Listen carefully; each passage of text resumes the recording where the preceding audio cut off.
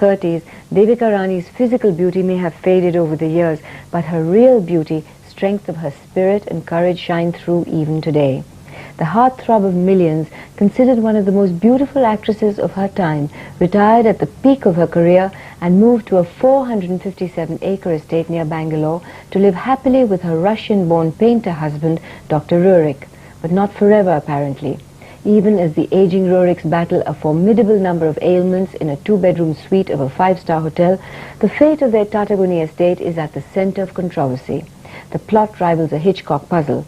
Newstrack's Mrityunjay Jha met all the major players of this plot, and unraveling it turned out to be quite a messy affair. The linalool plants in Tataguni estate are already in bloom. Trees are full of ripe berries. But the owners, 83-year-old Devika Rani Rerich and her 89-year-old husband Savislav Rerich, are not in any state to notice any of this. For them, home now is room number 422 of a five-star hotel in Bangalore, resembling a hospital ward with rows of medicines stacked in every corner, a far cry from the splendor of a bygone era.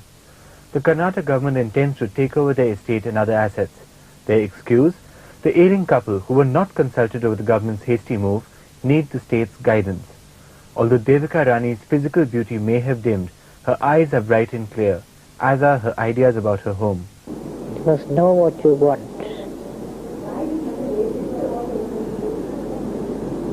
Why should I have my home? My money, my land, my house. Ridiculous, you know. I come from East Bengal, and if anybody interferes with my life, they may have a hot time of it. And suppose the government passes the ordinance about acquiring your estate and paintings and other things, then what will you do? What will I do? If not, how can they? And when you own a 457-acre estate and possess a priceless collection of paintings and other valuable artifacts worth a tidy fortune, you also inevitably collect a crowd of so-called well-wishers. In this case, all eager for a share of the Rerich's considerable pie. Weak hearing, impaired eyesight and occasional loss of memory have made the Rerichs completely dependent on their one-woman security blanket, Mary Joyce Punacha. I want Mary. We are asking about our trust which we have formed to preserve our heritage and all that, no? Which we have formed. We want to know about the trust. I was appointed as a secretary. As I was doing my official work, we came so close that we became like a family. Everything, whatever they do, will be done. All three of us will do together. And we have become so close, I don't think it is inseparable. We three are together. We are one body. Who are your friends? Are they helping you? Yes, one or two. Who are they? I didn't get permanent. Lashes of wry philosophy combined with sudden changes of mood or conversation. In the middle of the interview, Devika Rani began reading this correspondent's hand. Show your hand. He can tell you something. Yes.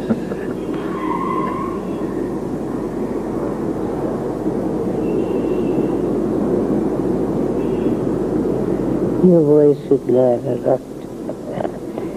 Make a lot of money. Age has withered her, but custom has not made stale her infinite variety.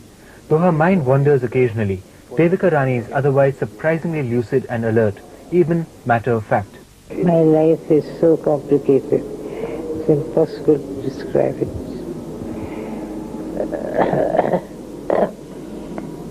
Long life. Too long. ज़्यादा जीना नहीं चाहिए.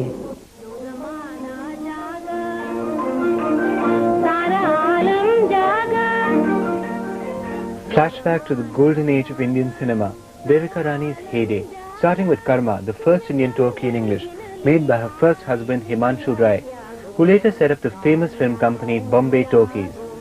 Classic hits, most of them sociological dramas opposite Ashok Kumar, followed in quick succession, Achut Kanya, Durga and Anjan.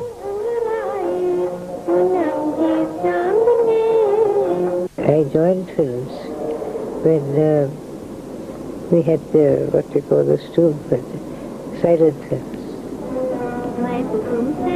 They kept sound.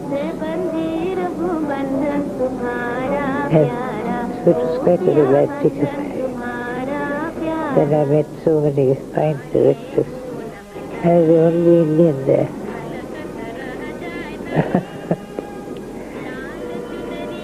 I was shocked in the makeup department. She reigned supreme even after Himanshu Rai's death in 1940, running Bombay talkies till she met and married Russian painter Savislav Roerich in 1945.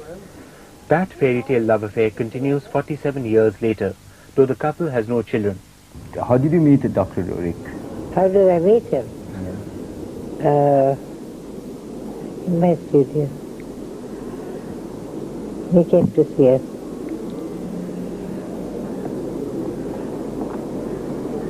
He liked us.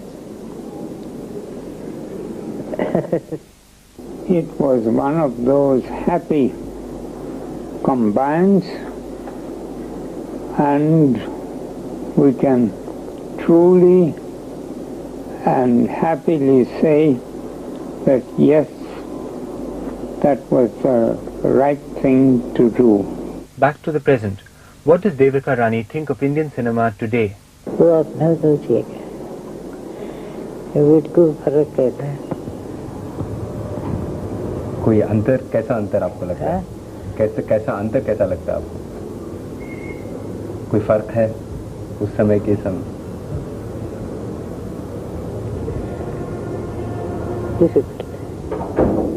It's so changed. Values have so changed, you know. On the 4th floor of the hotel, the Roerichs brood over a Bangalore that has changed drastically, as has the placid tenor of their lives, rudely interrupted by lawyers and pressmen. अरे शाम तो करते हैं. एक दिन ये चीज लिखते हैं, दूसरे दिन दूसरी चीज लिखते हैं न्यूज़पेपर में. क्या फायदा है? किसका फायदा है? In the ongoing and rather sordid drama of a Tatakuni estate, who are the principal players? K.T. Bhagat, a planter, who claims he has bought 457 acres of the Roerichs' land after a total payment of 1 crore and 85 lakh rupees. This deal was negotiated in 2 transactions. The first involved the sale of Dr. Roerich's land by the secretary Mary Joyce Punacha. Although Mary admits to selling 141 acres, the total land that sincerely and fully legally we have sold is 141 acres. And that was the first transaction. Sold. And moreover, we have not sold even a foot. the buyer insists he has bought 234 acres. The first transaction is 93,62,000. Out of that, they are sold as only 141 acres, 25 guntas of land for a price of 56,65,000.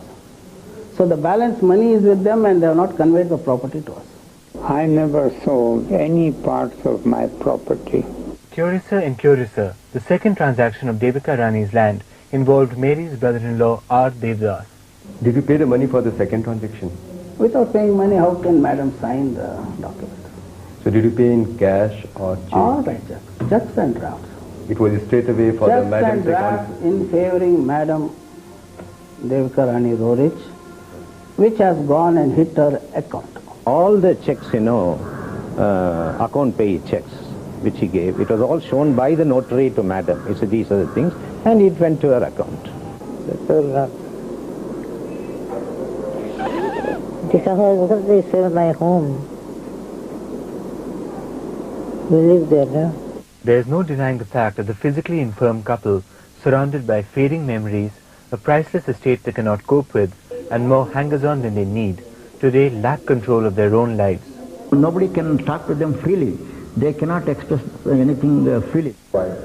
Because of the quotaries. Mary is the key figure, who knows everything. She has perhaps taken full advantage of it. Babre, if I have to grab the well, I would have grabbed the well from 1980 onwards when they gave me a power of attorney. It is a shameful thing, such big, great artists being treated like that, and the government is helpless because of these vultures round about them. Meanwhile, in an obvious bid to frustrate the government's attempted takeover, an international Roerich trust was formed with Dr. Rerihov as the president, Mary as the Secretary General, and with the full support of Mikhail Gorbachev, Russian President Boris Yeltsin, and the Indian President Shankar Dayal Sharma. The whole issue has become a cause célèbre, now that the Russians are watching. They do not want the Rerich's heritage to fall into wrong hands, or the old couple harassed. The Russian interest is understandable, as the Rerichs are a household name in that country. Savislav Rerich and his father Nikolai Rerich's works adorn the art galleries of St. Petersburg's famed Heritage, along with works of celebrated masters such as Goya and Rembrandt. That point is for us, it's really the matter of the very, very big concern. And naturally we are interested to create the proper atmosphere around Rerich and Devika Rani in order just to leave them happily as long as they could. As the sun sets on the Tataguni estate, the light that shines on Devika Rani and Dr. Rerich is not a warm afterglow, but the harsh glare of controversy, threatening to rob their idyllic past and even more idyllic surroundings.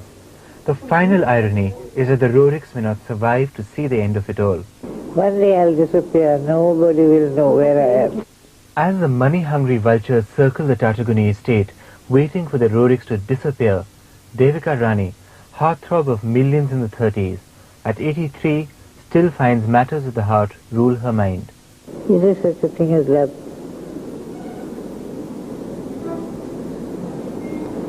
No.